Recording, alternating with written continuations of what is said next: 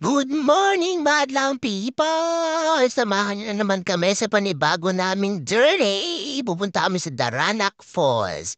At ito na nga, sobrang nahihirapan sila sa pagtitiklop ng aming tent dahil malaki kasi talaga yan. So struggle sa kanila.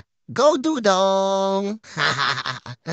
Taga-video lang ako dito. At ito, maglalakad na kayo pupunta sa Horseshoe. Ang dami nilang dala.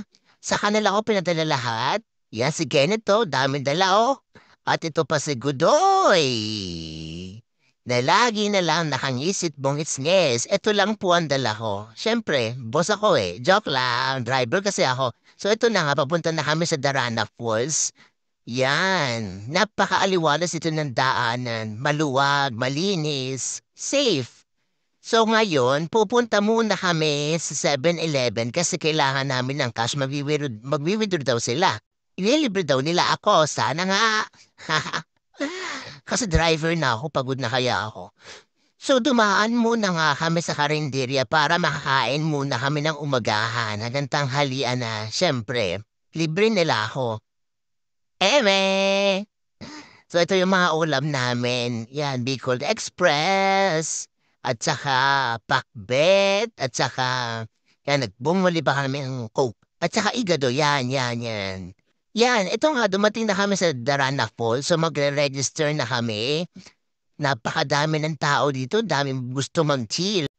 Mapapatanda, mapabata, mapa-virgin ka o hindi ka virgin. Pwede ka dito sa Darana Falls. So, ito na, naglalakad na kami papasok. Binibidyohan ko sila kasi magwa-vlog din daw sila. Ito pa nga yung view dito sa papasok. Yan, napakasarap. At dumating na nga kami sa aming cottage.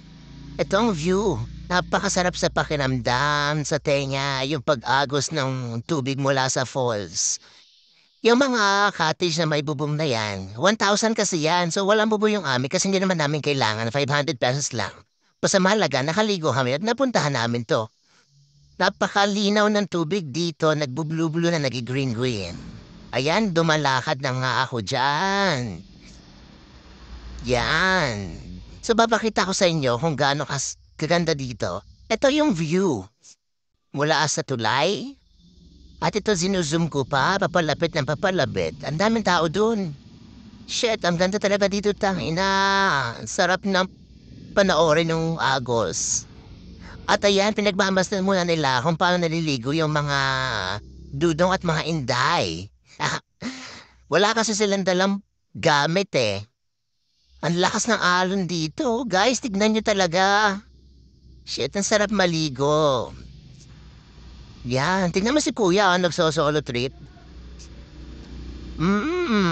Sarap na sarap. Napakaganda dito. Sana mabudol ko kayo papunta dito sa Tanay Rizal. Napakaganda dito kasi talaga. Tingnan niyo naman yung agos ng tubig mula sa falls. Ang lamig-lamig, ang linis-linis. Tignan nyo. At dito minura pa ako ni Kenneth kasi hindi daw agad ako tumatalon. So ito na nga. Tatalo na talaga ako, promise. Yun! Tumalon na si Dudong at eto pa nga si Godoy. Boom! Hindi talaga kami marunong mag-dive. So ito pa yung view. Putsang ina.